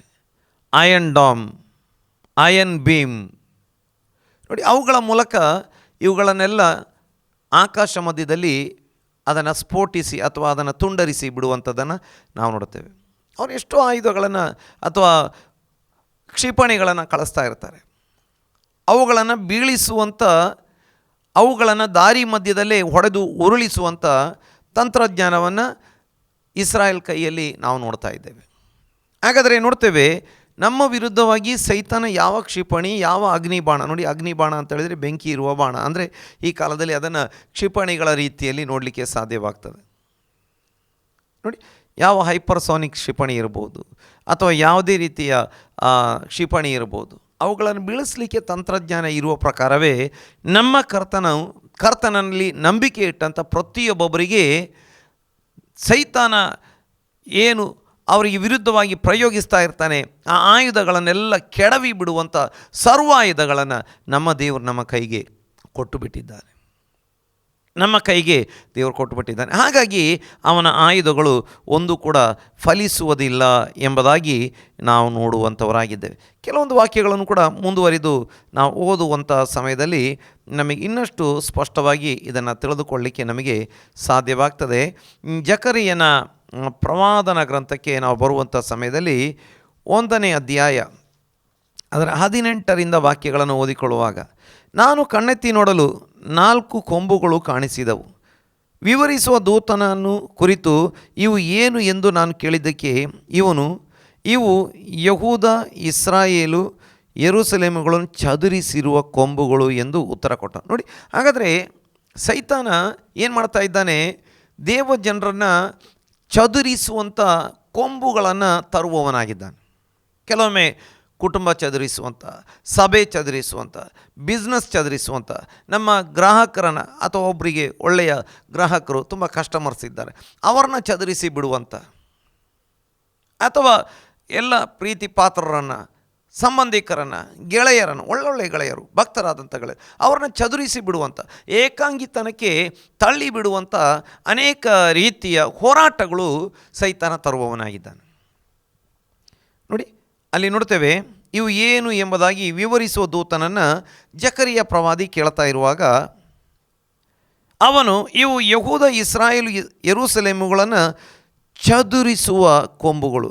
ಯಹೂದ ದೇವಜನರು, ಸ್ತುತಿಸುವ ಜನರು; ಇಸ್ರಾಯೇಲ್ ಜಯಿಸಿದಂಥ ಜನರು, ದೇವರನ್ನ ಮನುಷ್ಯರನ್ನು ಜಯಿಸುವಂಥ, ಪ್ರಾರ್ಥನೆ ಮೂಲಕ ಜಯಿಸುವಂಥ ಜನರು; ಯೆರೂಸಲೇಮ್ ಅದು ಸಮಾಧಾನದ ಪಟ್ಟಣ. ನೋಡಿ, ಇವೆಲ್ಲ ನೋಡಿ ಆತ್ಮಿಕ ಅರ್ಥದಲ್ಲಿ ದೇವರ ಸ್ತುತಿ, ಸ್ತೋತ್ರ, ಪ್ರಾರ್ಥನೆ, ಜಯ, ಇನ್ನು ಸಮಾಧಾನ, ಐಕ್ಯತೆ, ಅನ್ಯನತೆ, ಇವುಗಳನ್ನೆಲ್ಲ ಚದುರಿಸಿ ಬಿಡುವಂಥ ಕೊಂಬುಗಳನ್ನು ಸೈತಾನ ಎಬ್ಬಿಸುವಾಗ ನಾವು ನೋಡ್ತೇವೆ. ಮುಂದೆ ಅನಂತರ ಯೆಹೋವನು ನನಗೆ 4 ಮಂದಿ ಕಮ್ಮಾರರನ್ನು ತೋರಿಸಿದನು. ಆಗ ನಾನು ಇವರು ಏನು ಮಾಡುವುದಕ್ಕೆ ಬಂದಿದ್ದಾರೆ ಎಂದು ಕೇಳಲು ಅವನು, ಈ ಕೊಂಬುಗಳು ಯಹೂದದವರಲ್ಲಿ ಯಾರೂ ತಲೆ ಎತ್ತದಂತೆ ಅವರನ್ನು ಚದುರಿಸುವೆ ಅಷ್ಟೇ. ಇವರಾದರೂ ಯಹೂದ ದೇಶದವರನ್ನು ಚದುರಿಸಬೇಕೆಂದು ತಲೆ ಎತ್ತಿದ ಜನಾಂಗಗಳ ಕೊಂಬುಗಳನ್ನು ಹೆದರಿಸಿ ಕೆಡವುವುದಕ್ಕೆ ಬಂದಿದ್ದಾರೆ ಎಂದು ಹೇಳಿದನು. ನೋಡಿ, ಆ ಕೊಂಬುಗಳು ಯಹೂದ್ಯ, ಯೆರೂಸಲೇಮ್ ಅಥವಾ ಇಸ್ರಾಯೇಲ್ಯರನ್ನು ತಲೆ ಎತ್ತದ ಹಾಗೆ ಚದುರಿಸಿ ಬಿಡುವಂಥ ಕೆಲಸ ಮಾಡಿರುವಾಗ ಇಲ್ಲಿ ನಾವು ನೋಡ್ತೇವೆ, ದೇವರು ಕಮ್ಮಾರರನ್ನು ಎಬ್ಬಿಸ್ತಾ ಇದ್ದಾನೆ. ನಮ್ಮ ದೇವರು ಸೃಷ್ಟಿಕರ್ತನಾಗಿದ್ದಾನೆ. ನಮ್ಮ ದೇವರು ಎಲ್ಲಕ್ಕೂ ಮೇಲೆ ಅಧಿಕಾರವುಳ್ಳಾತನಾಗಿದ್ದಾನೆ. ನೋಡಿ, 4 ಜನ ಕಮ್ಮಾರರು ಏನಾಗಿರಬಹುದು? ಈ 4 ಜನ ಕಮ್ಮಾರರು ಬಹಳ ಅರ್ಥಗಳಲ್ಲಿ ನಾವು ನೆನೆಸಬಹುದು. ಒಂದು 4 ಸುವಾರ್ತೆಗಳು, ದೇವರ ವಾಕ್ಯ ಅಥವಾ ಕೆರೂಬಿಗಳ ಮೇಲೆ ಆಸೀನನಾಗಿರುವ ದೇವರನ್ನೇ ತೋರಿಸುವಂಥದ್ದು. ನೋಡಿ, ಕೆರೂಬಿಗಳಿಗೆ 4 ರೀತಿಯ ತಲೆಗಳನ್ನು ನೋಡ್ತೇವೆ. ಸಿಂಹ, ಹೋರಿ, ಮನುಷ್ಯ, ಹದ್ದು, ಅಂದರೆ ಅದರ ಮೇಲೆ ಆಸೀನನಾಗಿರುವ ದೇವರು ಎಂಬುದಾಗಿ. ನೋಡಿ, ಈ ದೇವರ ವಾಕ್ಯದ ಮೂಲಕವಾಗಿ, ವಾಕ್ಯದ ಬಲದ ಮೂಲಕವಾಗಿ, ಪವಿತ್ರಾತ್ಮನ ಬಲದ ಮೂಲಕವಾಗಿ, ದೇವರ ವಾಕ್ಯದ ಮೂಲಕ ಈ ಕೊಂಬುಗಳನ್ನು ತಲೆ ಎತ್ತದ ಹಾಗೆ ಅದನ್ನು ಹೆದರಿಸಿ ಕೆಡವುವುದಕ್ಕೆ ಸಾಧ್ಯವಾಗ್ತದೆ. ನೋಡಿ, ಚದುರಿಸುವಾತನು, ಸೈತಾನ ಚದುರಿಸುವಾತನು, ಸೈತಾನ ಹಾಳು ಮಾಡುವಾತನು, ಕೊಯ್ಯುವಾತನು. ಅವನ ಕೆಲಸ ಕೊಂಬುಗಳನ್ನು ತೋರಿಸಿ ಹೆದರಿಸುವಂಥ, ಚದುರಿಸುವಂಥ ಕೆಲಸ. ಆದರೆ ನಮ್ಮ ದೇವರ ಮಕ್ಕಳಿಗೆ ನಮ್ಮ ದೇವರು ಕಮ್ಮಾರನ ಬಲವನ್ನು ನೋಡಿ, ಆ ಕೊಂಬುಗಳು ನೋಡಿ, ಕೊಂಬು ಅದು ಕಬ್ಬಿಣದ ಕೊಂಬುಗಳು. ಕಮ್ಮಾರ ಏನು ಮಾಡ್ತಾನೆ? ಎಷ್ಟು ಬಲವಾದ ಕಬ್ಬಿಣವಾಗಿದ್ದರೂ ಅದನ್ನು ಬೆಂಕಿಗೆ ಇಟ್ಟು ಅದನ್ನು ಕಾಯಿಸಿ ಕೆಂಪು ಮಾಡಿ ಅದನ್ನು ಹೊಡೆದು ಅದನ್ನೇನು ಮಾಡ್ತಾನೆ? ಅದರ ಆ ರೂಪವನ್ನು ಬದಲಾಯಿಸಿ ಬಿಡ್ತಾನೆ. ನೋಡಿ, ಎಷ್ಟು ಶಾರ್ಪ್ ಆಗಿರುವ ಕತ್ತಿಯಾಗಿರ್ಬೋದು, ಎಷ್ಟು ಹರಿತವಾದಂಥ ಇಬ್ಬಾಯಿ ಕತ್ತಿ ಥರ ಇರುವ ಕತ್ತಿ ಇರ್ಬೋದು, ಆ ಕಮ್ಮಾರನ ಕೈಗೆ ಕೊಟ್ಟರೆ ಅವನು ಅದನ್ನು ಏನು ಬೇಕಾದರೆ ಮಾಡ್ತಾನೆ. ಅದನ್ನು ಬೇಕಾದರೆ ಒಂದು ಚೆಂಡಿನ ಆಕಾರಕ್ಕೂ ತರ್ತಾನೆ, ಅದನ್ನು ಚಪ್ಪಟೆ ಆಕಾರಕ್ಕೂ ತರ್ತಾನೆ, ಅದನ್ನು ಒಂದು ರಾಡ್ ಥರ, ಒಂದು ಸರಳಿನ ಥರ ಬೇಕಾದರೂ ಮಾಡಿಬಿಡ್ತಾನೆ. ಬೆಂಕಿಗೆ ಇಟ್ಟು ಅದನ್ನು ಕಾಯಿಸಿ ಅದನ್ನು ಹೊಡೆದು ಅದರ ಶೇಪನ್ನೆಲ್ಲ ತೆಗೆದುಬಿಡ್ತಾನೆ. ಹಾಗಾದರೆ ನಮಗೆ ದೇವರು ನಮ್ಮ ವಿರುದ್ಧವಾಗಿ ಸೈತಾನ ಪ್ರಯೋಗಿಸುವ ಆಯುಧಗಳನ್ನು ಜಯಿಸುವುದಕ್ಕೆ ಪವಿತ್ರಾತ್ಮನ ಮೂಲಕ, ದೇವರ ವಾಕ್ಯದ ಮೂಲಕ ಅಧಿಕಾರ ಕೊಟ್ಟು ಬಿಟ್ಟಿದ್ದಾನೆ ಎಂಬುದಾಗಿ ನೋಡುವುದಕ್ಕೆ ಸಾಧ್ಯವಾಗ್ತದೆ. ದೇವರ ಪರಿಶುದ್ಧ ನಾಮಕ್ಕೆ ಸ್ತೋತ್ರ ಉಂಟಾಗಲಿ. ನೋಡಿ, ಯೆಶಾಯನ ಪ್ರವಾದನೆ 54:16 ಬರುವಾಗ, 17 ಪ್ರಾರಂಭದಲ್ಲಿ ಓದಿದ್ದೇವೆ, 16 ಬರುವಾಗ ಅಲ್ಲಿ ನಾವು ನೋಡ್ತೇವೆ, ಕೇಳು, ಕೆಂಡವನ್ನು ಊದುತ್ತಾ ಉಪಯುಕ್ತವಾದ ಆಯುಧವನ್ನು ಉಂಟು ಮಾಡುವ ಕಮ್ಮಾರನನ್ನು ಸೃಷ್ಟಿಸಿದವನು ನಾನೇ, ಹಾಳು ಮಾಡುವ ಕೆಡುಕನನ್ನು ನಿರ್ಮಿಸಿದವನು ನಾನೇ. ಹಾಗಾದರೆ ದೇವರು ಹೇಳ್ತಿದ್ದಾರೆ, ಹಾಳು ಮಾಡುವ ಕೆಡುಕನನ್ನು ಕೂಡ ನಿರ್ಮಿಸಿದವನು ನಾನೇ. ಹಾಗಾದರೆ ಕಮ್ಮಾರನನ್ನು ಉಂಟು ಮಾಡಿದವನು ನಾನೇ. ನನ್ನ ಪ್ರೀತಿಯ ಸಹೋದರ ಸಹೋದರಿಯರೇ, ಪ್ರೀತಿಯ ದೇವಜನರೇ, ನನ್ನ ಅಥವಾ ನಿಮ್ಮ ವಿರುದ್ಧವಾಗಿ ಸೈತಾನ ಆಯುಧಗಳನ್ನು ಪ್ರಯೋಗಿಸುವುದಕ್ಕೆ ನೋಡುವಾಗ ದೇವರು ಹೇಳ್ತಿದ್ದಾರೆ, ಅವನು ಇನ್ನೂ ನನ್ನ ಕಂಟ್ರೋಲಲ್ಲೇ ಇದ್ದಾನೆ. ಸೈತಾನ ದೇವರ ಸೃಷ್ಟಿಯಾಗಿದ್ದಾನೆ ಹೊರತು ಅವನು ಸ್ವತಂತ್ರನಾಗಿ ಇರುವವನು ಅಲ್ಲ. ಅವನು ಯಾವುದಕ್ಕೂ ಅವನು ಸೃಷ್ಟಿಕರ್ತನಲ್ಲ, ಅವನು ದೇವರ ಸೃಷ್ಟಿ ಅಷ್ಟೇ. ದೇವರಿಗೆ ವಿರುದ್ಧವಾಗಿ ನಿಂತಿದ್ದಾನೆ, ಆದರೆ ಅವನ ಮೇಲೆ ಸೃಷ್ಟಿಕರ್ತನಿಗೆ ಅಧಿಕಾರ ಉಂಟು. ದೇವರು ಹೇಳ್ತಿದ್ದಾರೆ, ಭಯಪಡಬೇಡ, ಅವನನ್ನು ನೋಡಿ ಭಯಪಡಬೇಡ. ಯೇಸುಸ್ವಾಮಿ ಹೇಳ್ತಿದ್ದಾರೆ, ಹಾವುಗಳನ್ನು, ಚೇಳುಗಳನ್ನು, ವೈರಿಯ ಸಮಸ್ತ ಬಲವನ್ನು ತುಳಿಯುವುದಕ್ಕೆ ನಾನು ನಿನಗೆ ಅಧಿಕಾರ ಕೊಡ್ತಾ ಇದ್ದೇನೆ. ನಿನ್ನ ಕುಟುಂಬಕ್ಕೆ ವಿರುದ್ಧವಾಗಿ, ಬಿಸ್ನೆಸ್ಸಿಗೆ ವಿರುದ್ಧವಾಗಿ, ಆರೋಗ್ಯಕ್ಕೆ ವಿರುದ್ಧವಾಗಿ, ವಿದ್ಯಾಭ್ಯಾಸಕ್ಕೆ ವಿರುದ್ಧವಾಗಿ ಅದನ್ನು ಚದುರಿಸಿ ಬಿಡುವುದಕ್ಕೆ ಸೈತಾನ ನೋಡುವಾಗ ದೇವರು ಹೇಳ್ತಿದ್ದಾರೆ, ಹೌದು, ಕೆಡುಕನನ್ನು ಹಾಳು ಮಾಡುವ ಕೆಡುಕನ್ನು ನಿರ್ಮಿಸಿದವನು ನಾನೇ. ಅದಕ್ಕಿಂತ ಪ್ರಾರಂಭದಲ್ಲಿ ದೇವರು ಹೇಳ್ತಿದ್ದಾರೆ, ಹೌದು, ಉಪಯುಕ್ತವಾದ ಆಯುಧವನ್ನು ಉಂಟು ಮಾಡುವ ಕಮ್ಮಾರನನ್ನು ಸೃಷ್ಟಿಸಿದವನು ನಾನೇ. ಹಾಗಾಗಿ ನೀನು ಹೆದರಬೇಡ. ಶೋಧನೆ ಸಮಸ್ಯೆಗಳ ಮೂಲಕ ಹಾದು ಹೋಗುವಾಗ ನೀನು ಹೆದರಬೇಡ. ಕಮ್ಮಾರನನ್ನು ಉಂಟು ಮಾಡಿದಂಥ ನೋಡಿ, ಸೈತಾನ ಆಯುಧಗಳನ್ನು ಪ್ರಯೋಗಿಸುವುದಕ್ಕೆ ನೋಡುವಾಗ ದೇವರು ಹೇಳ್ತಾರೆ, ಅದನ್ನು ಉಂಟು ಮಾಡಿದ ಆಯುಧಗಳನ್ನು ಉಂಟು ಮಾಡಿದ ಕಮ್ಮಾರನನ್ನು ಸೃಷ್ಟಿ ಮಾಡಿದವನು ನಾನೇ. ಸೈತಾನ ಕೆಡುಕನ್ನು ನಮ್ಮ ವಿರುದ್ಧವಾಗಿ ತರುವುದಕ್ಕೆ ನೋಡಿದಾಗ ದೇವರು ಹೇಳ್ತಿದ್ದಾರೆ, ಹೆದರಬೇಡ, ಆ ಆಯುಧಗಳನ್ನು ನಿರ್ನಾಮ ಮಾಡಲಿಕ್ಕೆ ಶಕ್ತಿಯುಳ್ಳಂಥ ಕಮ್ಮಾರನನ್ನು ಅಥವಾ ಹೊಸ ಆಯುಧಗಳನ್ನು ಮಾಡಲಿಕ್ಕೆ ಬರುವಂಥ ಕಮ್ಮಾರನನ್ನು ನಾನೇ ಉಂಟು ಮಾಡಿದ್ದೆ. ನಾವು ನೋಡ್ತೇವೆ ನಮ್ಮ ಸುತ್ತಮುತ್ತಲು ದೇಶಗಳಲ್ಲಿ, ಅಮೇರಿಕಾ, ಇಸ್ರಾಯೇಲ್, ಇವತ್ತು ಇಂಡಿಯಾ ಕೂಡ, ಇನ್ನು ರಷ್ಯಾ, ಚೈನಾ, ಬೇರೆ ಬೇರೆ ದೇಶಗಳಿಗೆ ಆಯುಧ ಮಾರಾಟ ಮಾಡ್ತಾರೆ. ಆಯುಧಗಳನ್ನು, ವಿಮಾನಗಳನ್ನು, ಬೇರೆ ಬೇರೆ ಕ್ಷಿಪಣಿ, ಬೇರೆ ಬೇರೆ ಆಯುಧಗಳನ್ನು, ರಡಾರ್ ಎಲ್ಲವನ್ನು ಮಾರಾಟ ಮಾಡ್ತಾರೆ. ಆದರೆ ಅವರ ಕೈಯಲ್ಲಿ ಅದಕ್ಕಿಂತಲೂ ಸ್ಟ್ರಾಂಗ್ ಇಟ್ಟುಕೊಂಡೇ ಅವರು ಮಾರಾಟ ಮಾಡಿರ್ತಾರೆ. ಸ್ಟ್ರಾಂಗ್ ಇಟ್ಟುಕೊಂಡೇ ಮಾರಾಟ ಮಾಡಿರ್ತಾರೆ. ಇಲ್ಲದಿದ್ದರೆ ನಾಳೆ ಏನಾಗ್ಬೋದು, ಅವ್ರು ಕೊಟ್ಟಂಥ ಆಯುಧಗಳನ್ನು ಅವರ ವಿರುದ್ಧವೇ ಪ್ರಯೋಗಿಸಲಿಕ್ಕೆ ಈ ದೇಶಗಳು ನಾಳೆ ಮನಸ್ಸು ಮಾಡಬಹುದು, ಅಥವಾ ಅಂಥ ಪರಿಸ್ಥಿತಿಗಳು ಬರ್ಬೋದು. ಹಾಗಾಗಿ ಆಯುಧ ಮಾರಾಟ ಮಾಡುವಾಗ ಏನು ಮಾಡ್ತಾರೆ, ಅದಕ್ಕಿಂತ ಹೆಚ್ಚು ಬಲಶಾಲಿ ಆಯುಧಗಳನ್ನು ತಮ್ಮ ಕೈಯಲ್ಲಿ ಇಟ್ಕೊಂಡಿರ್ತಾರೆ. ಹಾಗಾದರೆ ದೇವರು ಹೇಳ್ತಿದ್ದಾರೆ, ಸೈತಾನ ಹಾಳು ಮಾಡುವ, ಕೆಡುಕನ್ನು ಮಾಡುವ ಈ ಸೈತಾನ ಉಂಟು ಮಾಡಿದವನು ನಾನೇ. ಹಾಗಾದರೆ ಉಪಯುಕ್ತವಾದ ಆಯುಧಗಳನ್ನು ಉಂಟು ಮಾಡಿದ ಆಯುಧಗಳನ್ನು ನಿರ್ಮಾಣ ಮಾಡುವ ಕಮ್ಮಾರನನ್ನು ಉಂಟು ಮಾಡಿದವನು ನೀನೇ. ಹಾಗಾಗಿ ಹೆದರಬೇಡ. ದೇವರು ಹೇಳುತ್ತಿದ್ದಾರೆ, ನಿನ್ನನ್ನು ಎದುರಿಸಲು ಕಲ್ಪಿಸಿದ ಯಾವ ಆಯುಧವೂ ಜಯಿಸದು. ನನ್ನ ಪ್ರೀತಿಯ ಸಹೋದರ ಸಹೋದರಿಯರೇ, ಪ್ರೀತಿಯ ದೇವರ ಮಕ್ಕಳೇ, ನಿಮ್ಮ ವಿರುದ್ಧವಾಗಿ ಸೈತಾನ ಕಲ್ಪಿಸಿದ ಯಾವ ಆಯುಧವೂ ಫಲಿಸದು. ಯಾಕಂದರೆ ಆಯುಧಕ್ಕಿಂತಲೂ ಬಲವಾದ ಆಯುಧಗಳು ನಮ್ಮ ದೇವರ ಬಳಿಯಲ್ಲಿದ್ದಾವೆ. ಆ ಆಯುಧಗಳೆಲ್ಲ ದೇವರ ಆಯುಧದ ಮುಂದೆ ಅದು ಪ್ರಭೆ ಇಲ್ಲದ, ಶಕ್ತಿ ಇಲ್ಲದ ಆಯುಧಗಳಾಗಿ ಅದು ಬಿದ್ದು ಹೋಗ್ತವೆ. ದೇವರ ನಾಮಕ್ಕೆ ಸ್ತೋತ್ರ ಉಂಟಾಗಲಿ. ಇನ್ನೊಂದು ವಾಕ್ಯವನ್ನು ನಾವು ಜಕರಿಯನ ಪ್ರವಾದನೆಯಲ್ಲಿ ಓದಿಕೊಳ್ಳುವಂಥ ಸಮಯದಲ್ಲಿ 2ನೇ ಅಧ್ಯಾಯ ಅದರ 5ನೇ ವಾಕ್ಯದಲ್ಲಿ ನಾವು ಈ ಪ್ರಕಾರವಾಗಿ ನೋಡುವಂಥವರಾಗಿದ್ದೇವೆ. ಜಕರಿಯನ ಪ್ರವಾದನೆ 2ನೇ ಅಧ್ಯಾಯ 5ನೇ ವಾಕ್ಯದಲ್ಲಿ, ನಾನೇ ಅದರ ಸುತ್ತಲೂ ಅಗ್ನಿ ಪ್ರಾಕಾರವು ಅದರೊಳಗೆ ವೈಭವವೂ ಆಗಿರುವೆನು ಎಂಬುದು ಯೆಹೋವನ ನುಡಿ. ದೇವರು ಹೇಳ್ತಿದ್ದಾರೆ, ಇಸ್ರಾಯೇಲಿನ ಸುತ್ತಮುತ್ತಲು ನಾನು ಏನಾಗಿದ್ದೇನೆ, ಅಗ್ನಿ ಪ್ರಾಕಾರವಾಗಿದ್ದೇನೆ. ಅಗ್ನಿ ಪ್ರಾಕಾರವಾಗಿದ್ದೇನೆ. ನೋಡಿ, ಅವನು ಅಗ್ನಿ ಬಾಣಗಳನ್ನು ಬಿಟ್ಟರೆ ದೇವರು ಹೇಳ್ತಿದ್ದಾರೆ, ಇಸ್ರಾಯೇಲಿನ ಸುತ್ತಲೂ ನಾನು ಅಗ್ನಿ ಪ್ರಾಕಾರವಾಗಿದ್ದೇನೆ. ನನ್ನ ಮತ್ತು ನಿಮ್ಮ ಸುತ್ತಲೂ ದೇವರು ಅಗ್ನಿ ಪ್ರಾಕಾರವಾಗಿದ್ದಾನೆ. ಸೈತಾನನ ಯಾವ ಆಯುಧಗಳು ನಿನ್ನನ್ನು ಮುಟ್ಟುವುದಕ್ಕೆ ದೇವರು ಬಿಡುವುದಿಲ್ಲ. ಅವುಗಳನ್ನೆಲ್ಲ ಆತನ ಅಗ್ನಿ ಪ್ರಾಕಾರ ಕೆಡವಿ ಹಾಕ್ತದೆ, ಸುಟ್ಟು ಹಾಕ್ತದೆ. ನಿನ್ನ ಬಳಿಗೆ ಬರುವುದಕ್ಕೆ, ನಿನ್ನನ್ನು ತಾಕುವುದಕ್ಕೆ ಯಾವ ಆಯುಧಕ್ಕೂ ಸಾಧ್ಯವಿಲ್ಲ. ಸೈತಾನನ ಯಾವ ಆಯುಧಕ್ಕೂ ಸಾಧ್ಯವಿಲ್ಲ. ನಮ್ಮ ಸುತ್ತಲೂ ದೇವರು ಪ್ರಬಲವಾದ ಅಗ್ನಿ ಪ್ರಾಕಾರ ಇಟ್ಟಿದ್ದಾನೆ. ಯಾವ ಮಾಟ ಮಂತ್ರ ತಾಗುವುದಿಲ್ಲ. ಅದಕ್ಕೆ ದೇವರ ವಾಕ್ಯದಲ್ಲಿ ನೋಡ್ತೇವೆ, ಇಸ್ರಾಯೇಲಿಗೆ ಮಾಟ ತಾಗುವುದಿಲ್ಲ, ದುರ್ಮಂತ್ರ ತಗಲುವುದಿಲ್ಲ ಅಂತ ಹೇಳಲಿಕ್ಕೆ ಕಾರಣ ಇದೆ.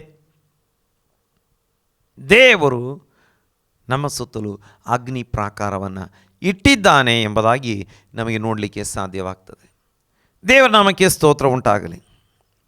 ನಾವು 54ನೇ ಅಧ್ಯಾಯ 17ನೇ ವಾಕ್ಯ, ಯೆಶಾಯನ ಪ್ರವಾದನೆ ಕಡೆ ಭಾಗವನ್ನು ಓದುವಾಗ ಮತ್ತೊಮ್ಮೆ ಆ ವಾಕ್ಯವನ್ನು ಇಡೀ ಓದಿ ಆ ಕಡೆ ಭಾಗಕ್ಕೆ ಬರುವಾಗ, ನಿನ್ನನ್ನು ಎದುರಿಸಲು ಕಲ್ಪಿಸಿದ ಯಾವ ಆಯುಧವೂ ಜಯಿಸದು. ನ್ಯಾಯ ವಿಚಾರಣೆಯಲ್ಲಿ ನಿನಗೆ ವಿರೋಧವಾಗಿ ಹೇಳುವ ಪ್ರತಿಯೊಂದು ನಾಲಿಗೆಯನ್ನು ದೋಷಿ ಎಂದು ನೀನು ಖಂಡಿಸುವಿ. ಈ ಸ್ಥಿತಿಯೇ ಯೆಹೋವನ ಸೇವಕರ ಸ್ವಾಸ್ಥ್ಯವು, ನಾನು ದಯಪಾಲಿಸುವ ಸದ್ಧರ್ಮ ಫಲವೂ ಆಗಿದೆ ಎಂದು ಯೆಹೋವನು ಅನ್ನುತ್ತಾನೆ. ದೇವರು ಹೇಳುತ್ತಿದ್ದಾರೆ, ಈ ಸ್ಥಿತಿ ಅಂದರೆ ಯಾವ ಆಯುಧಗಳು ವಿರೋಧವಾಗಿ ಬಂದರೂ ಅವುಗಳನ್ನು ಖಂಡಿಸಿ ಬಿಡುವ, ಅವುಗಳನ್ನು ಜಯಿಸುವ ಈ ಒಂದು ಸ್ಥಿತಿ, ಈ ಒಂದು ಆಶೀರ್ವಾದ ದೇವರ ಮಕ್ಕಳ ಸ್ವಾಸ್ಥ್ಯವಾಗಿದೆ, ಆಸ್ತಿಯಾಗಿದೆ, ಸದ್ಧರ್ಮ ಫಲವಾಗಿದೆ. ಹಾಗಾಗಿ ಪ್ರೀತಿಯ ದೇವರ ಮಕ್ಕಳೇ, ಭಯಪಡಬೇಡಿ. ಸೈತಾನ ಯಾವ ಆಯುಧಗಳನ್ನು ಪ್ರಯೋಗಿಸಿದರು ಅವು ನಿಮ್ಮ ಮುಂದೆ ಜಯಿಸುವುದಿಲ್ಲ, ನಿಮ್ಮನ್ನು ಸೋಲಿಸಿ ಬಿಡುವುದಕ್ಕೆ ಸಾಧ್ಯವಾಗುವುದಿಲ್ಲ. ಅವುಗಳನ್ನೆಲ್ಲ ಜಯಿಸುವಿರಿ, ಮಾತ್ರವಲ್ಲ ಜಯೋತ್ಸವದೊಡನೆ ಮುಂದಕ್ಕೆ ಹೋಗುವಿರಿ. ಹೌದು, ದೇವರು ನಮ್ಮ ಸಂಗಡ ಇದ್ದಾನೆ, ದೇವರು ನಮ್ಮನ್ನು ಆಶೀರ್ವಾದಿಸ್ತಾನೆ, ದೇವರು ನಮ್ಮನ್ನು ಅಭಿವೃದ್ಧಿಪಡಿಸಿ ಅದ್ಭುತವಾಗಿ ನಡೆಸುವಾತನಾಗಿದ್ದಾನೆ. ದೇವರ ಕರಗಳಲ್ಲಿ ನಮ್ಮನ್ನು ಒಪ್ಪಿಸಿಕೊಡೋಣ. ದೇವರು ಈ ವಾಕ್ಯಗಳ ಮೂಲಕ ಎಲ್ಲರನ್ನು ಆಶೀರ್ವಾದ ಮಾಡಲಿ. ನಾವು ಪ್ರಾರ್ಥನೆ ಮಾಡೋಣ. ಮಹಾಪರಿಶುದ್ಧನಾಗಿರುವ ನಮ್ಮ ಪರಲೋಕದಲ್ಲಿರುವ ತಂದೆಯಾಗಿರುವ ದೇವರೇ, ಈ ಒಳ್ಳೆಯ ಸಮಯಕ್ಕಾಗಿ ನಿನಗೆ ಸ್ತೋತ್ರ. ಮತ್ತೊಮ್ಮೆ ನಾವು ನಿನ್ನ ಪರಿಶುದ್ಧ ಪಾದಗಳ ಬಳಿಗೆ ಬಂದು ನಿನ್ನನ್ನು ಹಾಡುವಂತೆ, ಸ್ತುತಿಸುವಂತೆ, ಕೊಂಡಾಡುವಂತೆ, ಪ್ರಾರ್ಥಿಸುವಂತೆ ನಮಗೆ ಅವಕಾಶ ನೀನು ಕೊಟ್ಟಿದ್ದೀಯಲ್ಲ, ಎಲ್ಲ ನಿನ್ನ ಉಪಕಾರಕ್ಕಾಗಿ ನಿನಗೆ ಸ್ತೋತ್ರ. ನಿನ್ನ ವಾಕ್ಯದ ಮೂಲಕ ನಮ್ಮೊಂದಿಗೆ ಮಾತನಾಡಿದ್ದಿ. ಹೌದು, ವಿಶೇಷವಾಗಿ ಹೌದು ಸ್ವಾಮಿ, ಅಪ್ಪ ಕರ್ತನೆ, ಅಪ್ಪ ಟಿ ವಿ ಮೂಲಕವಾಗಿ, ಹಾಗೆ ಕರ್ತನೆ ದೇವ ಅಪ್ಪ ಸೋಷಿಯಲ್ ಮೀಡಿಯಾಗಳ ಮೂಲಕವಾಗಿ ಅಪ್ಪ ಆರಾಧನಾ ಕೂಟದಲ್ಲಿ ಭಾಗವಹಿಸಿರುವ ಎಲ್ಲರನ್ನು ನಿನ್ನ ಕರಗಳಲ್ಲಿ ಒಪ್ಪಿಸಿಕೊಟ್ಟು ಪ್ರಾರ್ಥನೆ ಮಾಡ್ತಾ ಇದ್ದೇವೆ. ಪ್ರತಿಯೊಬ್ಬರನ್ನು ನಿನ್ನ ಆಶೀರ್ವಾದ ಮಾಡು. ಪ್ರತಿಯೊಬ್ಬರ ಮೇಲೆ ನಿನ್ನ ಪವಿತ್ರ ಆತ್ಮನ ಶಕ್ತಿ ಸುರಿಯಲ್ಪಡಲಿ ಸ್ವಾಮಿ. ಮಾತ್ರವಲ್ಲ, ನಿನ್ನ ಮಕ್ಕಳ ವಿರುದ್ಧವಾಗಿ ಸೈತಾನ ಯಾವೆಲ್ಲ ಆಯುಧಗಳನ್ನು ಕಲ್ಪಿಸಿದ್ದಾನೋ ಅವುಗಳಲ್ಲಿ ಒಂದೂ ಕೂಡ ಜಯಿಸದು ಎಂಬುದಾಗಿ ನಿನ್ನ ವಾಕ್ಯದಲ್ಲಿ ನಾವು ಓದಿದ್ದೇವೆ, ಕೇಳಿದ್ದೇವೆ. ಯಾಕಂದರೆ ಸ್ವಾಮಿ, ನೀನೇ ನಮ್ಮ ಸುತ್ತಲೂ ಅಗ್ನಿ ಪ್ರಾಕಾರವಾಗಿರುವೆ. ಮಾತ್ರವಲ್ಲ ಕರ್ತನೆ, ನಮಗೆ ವಿರುದ್ಧವಾಗಿ ಸೈತಾನ ಕೆಡುಕನ್ನು ಹೌದು ಕಲ್ಪಿಸುವಾಗ ಹೌದು ಕಮ್ಮಾರನನ್ನು, ಹೌದು ಸ್ವಾಮಿ, ಉಪಯುಕ್ತ ಆಯುಧಗಳನ್ನು ಉಂಟು ಮಾಡಿದ ಕಮ್ಮಾರನನ್ನು ಉಂಟು ಮಾಡಿದವನು ನೀನೇ ಎಂಬುದಾಗಿ ಹೌದು ಸ್ವಾಮಿ, ನಮ್ಮ ಪರವಾಗಿ ಹೌದು ನಿನ್ನ ರಕ್ತ ಇದೆ, ನಮ್ಮ ಪರವಾಗಿ ನಿನ್ನ ವಾಕ್ಯ ಇದೆ, ನಮ್ಮ ಪರವಾಗಿ ಅಗ್ನಿ ಪ್ರಾಕಾರ ಇದೆ, ನಮ್ಮ ಪರವಾಗಿ ದೂತರನ್ನು ಇಟ್ಟಿದ್ದಿ, ನಮ್ಮ ಪರವಾಗಿ ನೀನೇ ನಮ್ಮ ಸಂಗಡ ಇರುವಿ ಸ್ವಾಮಿ. ನಿನಗೆ ಸ್ತೋತ್ರ. ನಿನ್ನ ಮಕ್ಕಳೆಲ್ಲರನ್ನ ಆಶೀರ್ವಾದ ಮಾಡು. ರೋಗದ ಮೂಲಕ, ಸಾಲದ ಮೂಲಕ, ಕಷ್ಟದ ಮೂಲಕ ಹೌದು ಯಾವ ಹೌದು ಕರ್ತನ ದುಸ್ಥಿತಿಯ ಮೂಲಕ ಹಾದು ಹೋಗೋರು ಇವತ್ತು ನನ್ನೊಂದಿಗೆ ಪ್ರಾರ್ಥನೆ ಮಾಡ್ತಾ ಇದ್ದಾರೋ ಅವರೆಲ್ಲರನ್ನ ಆಶೀರ್ವಾದ ಮಾಡಿ ಎಲ್ಲ ದುಸ್ಥಿತಿ ಕಷ್ಟಗಳಿಂದ ಅವ್ರನ್ನ ಬಿಡಿಸಿ ನಡೆಸು. ಹೌದು ಸ್ವಾಮಿ, ಅಪ್ಪ ಕರ್ತನೆ, ಸೋಷಿಯಲ್ ಮೀಡಿಯಾಗಳ ಮೂಲಕ, ಟಿವಿ ಮೂಲಕ ಆರಾಧನೆ ಕೂಟದಲ್ಲಿ ಭಾಗವಹಿಸುವ ಎಲ್ಲರನ್ನ, ಸೇರಿ ಬಂದಿರುವ ಎಲ್ಲರನ್ನ ಮತ್ತೊಮ್ಮೆ ನಿನ್ನ ಕರಗಳಲ್ಲಿ ಒಪ್ಪಿಸಿಕೊಟ್ಟು ಪ್ರಾರ್ಥನೆ ಮಾಡ್ತಾ ಇದ್ದೇನೆ. ನೀನು ಆಶೀರ್ವಾದಿಸಿ ನಡೆಸುವುದಕ್ಕಾಗಿ ಸ್ತೋತ್ರ. ಈ ದಿನಗಳಲ್ಲಿ, ಈ ವಾರದಲ್ಲಿ ನಿನ್ನ ಬರೋಣವಾಗಿದ್ದರೆ ನಾವು ನಿನ್ನೊಂದಿಗೆ ಇರಬೇಕು. ನಿನ್ನ ಬರೋಣಕ್ಕೆ ಸಮಯ ಇರುವುದಾದರೆ ತಿರುಗಿ ಒಟ್ಟಿಗೆ ಸೇರಿ ನಿನ್ನನ್ನು ಆರಾಧಿಸಲು ಸಹಾಯ ಮಾಡು. ನಮ್ಮ ಪ್ರಾರ್ಥನೆ ಕೇಳಿದ್ದಿ ಸ್ತೋತ್ರ. ಯೇಸು ಕ್ರಿಸ್ತನ ಪರಿಶುದ್ಧ ನಾಮದಲ್ಲಿ ತಂದೆ, ಆಮೇನ್, ಆಮೇನ್. ನಾವಂತೆ ಆಶೀರ್ವಾದ ಹೊಂದಿಕೊಳ್ಳೋಣ. ನಮ್ಮ ತಂದೆಯಾಗಿರುವ ದೇವರ ಪ್ರೀತಿಯು, ಕರ್ತನಾಗಿರುವ ಯೇಸು ಕ್ರಿಸ್ತನ ಕೃಪೆಯು, ಪವಿತ್ರಾತ್ಮನ ಅನ್ಯೋನ್ಯತೆಯು ಸೇರಿ ಬಂದಿರುವ ಪ್ರತಿಯೊಬ್ಬೊಬ್ಬರೊಂದಿಗೆ ಹೌದು ಆನ್ಲೈನ್ ಮೂಲಕವಾಗಿ ಹೌದು ಟಿವಿ ಮೂಲಕ ಭಾಗವಹಿಸಿರುವ ಪ್ರತಿಯೊಬ್ಬರೊಂದಿಗೆ ನಮ್ಮ ಕರ್ತನಾಗಿರುವ ಯೇಸು ಕ್ರಿಸ್ತನ ಮರಳಿ ಬರೋಣದವರೆಗೆ ಯಾವಾಗಲೂ ಇರಲಿ. ಆಮೇನ್, ಆಮೇನ್.